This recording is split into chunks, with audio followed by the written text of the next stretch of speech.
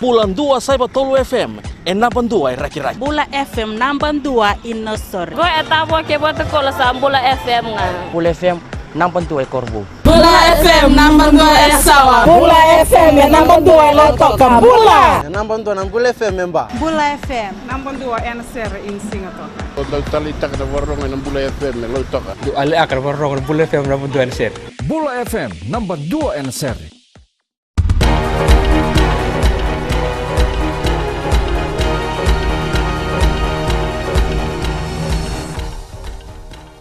Ni sambula, sai koyongo na wakalileka ni nonda i tukutuku. Erto sa reida rao no bisa mai nandi ni kua na ngona na ngone leo yang baki tini kandua kena tamana karibote taki ni rawa yali. Elo reina ngon rao o sementa deo kena tamana ena tata koso e ara lebu ki tuna lia karota ni lima nan rao na mita mai na bono rawa yali mai kina. Elo reina moto kaongo mai be irana leo ni bonua kara sisi litiko eno udhiwai ongo.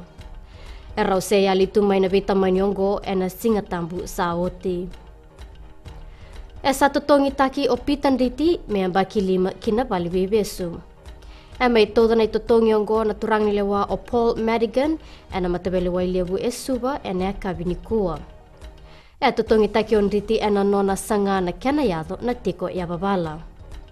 E kere o Filimoni Bosarongo na nona loya me solibua na suspended sentence. Tukuna na turang ni lewa o Paul Madigan ni na senga ni rao me bakatingui bakawawa na itutungi ni nditi balata ni sa rimbimbi na dala yang baita kikina. E sandola ni kuwa na bali bolo-bolo po ni tambana ni nraki e suba. E lakin tolaba e na mataka ni kuwa na iliuliu ni matanitu o borenge mbay ni marama.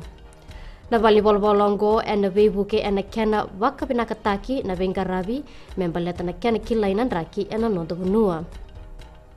E kai kombay ni marama ni bebe sau ni nraki endo wakabuna na walu bule lebu kapaka kina na dangi lamba e santa sotaba bitarabi ongo.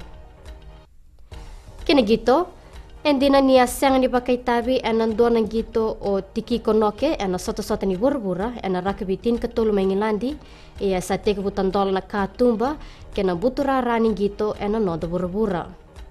E na laking gito na dorobo e mbaki tinikadi ongo e na timi ni Newcastle Knights e na mbaki mayongo. Konoke endo talengana leo ni Vodafone Fiji mbate ka angole kina sota-sota ni bura-bura. Sama idawe ker na bakalilaka ni nonda ituku-tuku ni temo a demanda.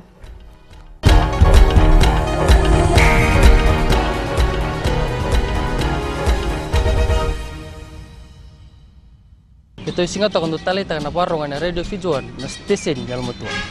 Ando talita kana waruangan ando may biti. Ako na koro ko na talita. Mandaw talita gini na warung Radio Fiji 1. Keto talita kana Radio Fiji 1. Na Radio Fiji 1 endo talita kitalanga e Singapore. Station ni Matino Binatia na Radio Fiji 1. Kwa beyan yan. Na Radio Fiji 1 nandu mo ibiti na bonga ni BNN.